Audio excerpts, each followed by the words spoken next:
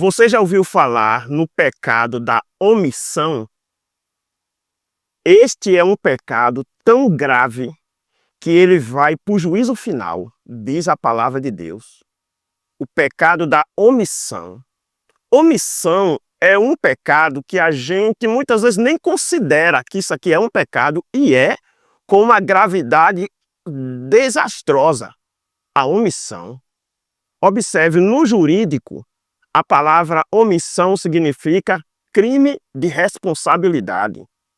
A palavra omissão, no jurídico, também significa crime de prevaricação. O que é uma pessoa omissa? É uma pessoa que é designada para cumprir determinada função, que ele foi designado para cumprir determinada tarefa, foi confiada a ele uma missão, e naquilo que é da responsabilidade dele, ele se omite de fazer o que é da sua competência. Isto é muito sério. Olha, a Bíblia mostra o relato de pessoas que sofreram situações terríveis, porque se omitiram de cumprir aquilo que era o seu dever. Deus nos criou à imagem e semelhança dele. Como Deus nos deu raciocínio, nos deu inteligência, ele nos deu sentimento e ele também nos deu livre-arbítrio, ele nos responsabiliza pelas nossas atitudes. Porque tudo que nós vamos fazer passa primeiro pelo palco da mente. A gente pensa. A gente pensa. Antes de tomar devidas decisões, a gente pensa.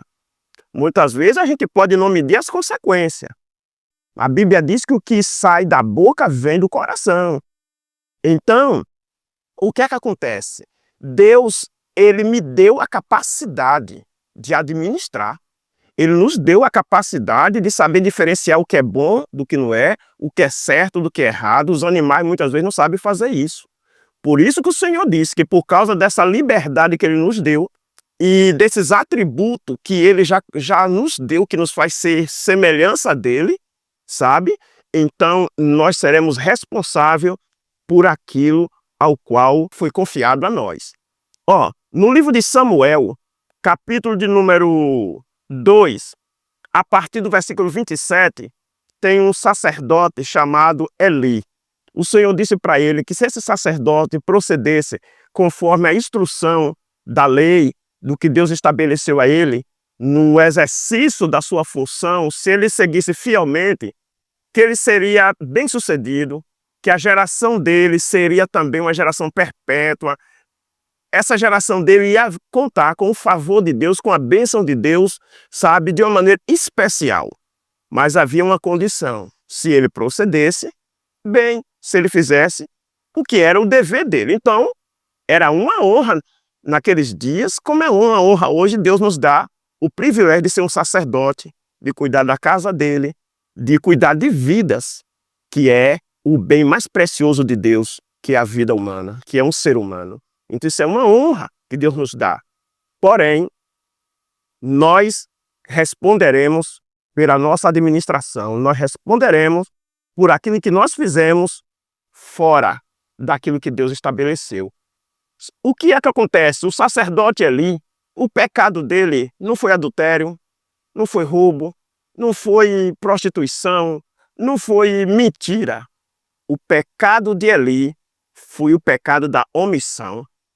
Porque como sacerdote, ele viu os filhos dele procedendo de maneira errada, os filhos dele que eram envolvidos no sacerdócio também, cometendo coisas indevidas. Você vai ver isso, que as atitudes foram essas que esses filhos dele estavam tomando.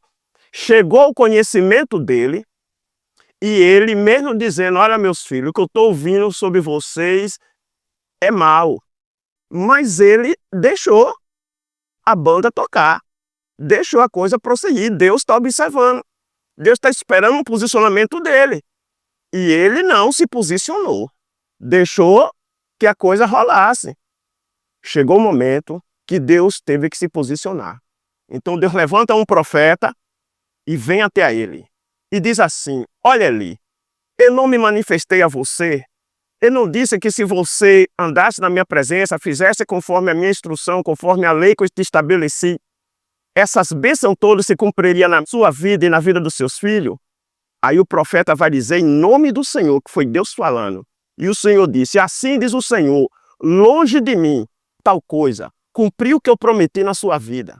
E o Senhor acrescentou, porque aqueles que me honram, eu honrarei, mas os que me desprezam, vai ser tratado com desprezo. E o Senhor disse, vou lhe dar um sinal, seus 2 filhos morrem no mesmo dia. Que coisa!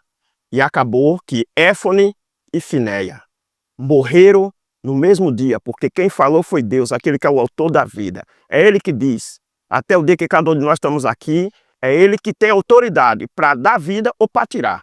É Ele. Mas esse sacerdote já estava preocupado. Quando ele recebeu essa palavra, ele já ficou preocupado. Então esses filhos dele desciam para a batalha. Quando chegou lá na batalha, eles começaram a perder na guerra. A coisa já começou a dar errado lá. Eles vieram buscar a arca, porque a arca era símbolo da presença de Deus. Então quem lê a Bíblia entende um pouco mais o que significava essa arca, né? Pronto, levaram a arca. Então, só que mesmo ele levando a arca, os inimigos fez um destroço. Foi mais de 22 mil homens que caiu na espada, que morreram. Eles 2 morreram também, ainda tomaram a arca e levaram. Aí a pergunta é, meu Deus, a arca não é símbolo da presença de Deus? E como é que os inimigos tomou? Isso é a mesma coisa de eu andar com a Bíblia, estando eu com a vida errada. Meu irmão, se minha vida está errada, se eu procedo errado, não é a Bíblia e um livro em si, porque esta palavra aqui ela tem autoridade na minha vida se eu viver, se eu cumprir. Então o sacerdote ali, quando viu os filhos dele descer para a batalha, que levou a arca, ele já preocupado com o que Deus tinha falado, ele ficou aguardando a notícia. E quando a notícia chegou, alguém veio correndo e trouxe a notícia dizendo para ele, os seus 2 filhos morreram, a arca foi tomada. Quando falaram a arca foi tomada, ele desmaiou na hora. Quando ele desmaia, ele cai e ele bate a cabeça, morreu. Aí a esposa de um dos filhos dele estava grávida, entrou em parto, e no momento de parto. E a criança nasceu, mas ela morre no parto. E a criança recebe o nome Icabotes, que significa e foi-se a glória de Deus. Então, tudo isso desencadeou pela omissão de um pai, de um sacerdote, que estava vendo a procedência dos seus filhos e ele não se posicionou. Isso não diz respeito só apenas a um líder de uma igreja. Isso não diz respeito só a alguém que está desempenhando um papel sacerdotal. Isso diz respeito a tudo que foi confiado em nossas mãos. Seja você o líder de uma empresa, seja você o diretor de uma escola, seja você um professor, seja você um pai de família, sabe, uma mãe de família. Aquilo que é da sua competência, não terceirize. Faça o que compete a você. Aquilo que chega ao meu conhecimento acerca dos meus filhos é de competência minha. Procurar ver de perto e fazer aquilo que é da competência. Já viu o ditado que casa de pai é a escola dos filhos? Então, que a gente não venha ver os nossos filhos fracassar e que a gente também sofra por omissão. Se você fez o que é da sua competência e por ele ter direito de escolha, optaram pelo erro, optaram pela escolha errada, isso até vem acontecer quando ele estiver na casa dele, quando ele estiver na responsabilidade dele. Mas aquilo que está debaixo da sua liderança, da sua administração, faça valer. Não se omita da sua responsabilidade. Não faça isso, porque é desastroso. A omissão é algo tão grave que no livro de Mateus, capítulo 25, você vai ver lá que no juízo final, as pessoas serão julgadas por aquilo que era para eles fazer e eles não fizeram. Então, que esse mal, que esse pecado não manche, não traga consequência à minha vida, não traga consequência à minha família, não traga consequência a alguma coisa que me foi confiado. Que eu possa fazer valer a minha liderança, a minha administração, que você possa fazer valer a sua administração. Não se omita da sua responsabilidade, certo? Decisões que é sua, não terceirize para ninguém, faça o que é da sua competência. Tanto no que diz respeito à administração aqui, como nas suas decisões em relação a Deus. Aquilo que cabe a você é você. Cada um vai dar conta de si. Cada um vai prestar conta da sua vida. Então, o que é do seu dever fazer, faça, meu irmão. O que é da sua competência, faça. O que está fora da sua competência, o que está fora da sua capacidade, Deus vai mover o céu ao teu favor e vai fazer. Mas que você não seja omissa, que você não se omita da sua responsabilidade. Cumpra com fidelidade e você vai contar com a mão de Deus em teu favor.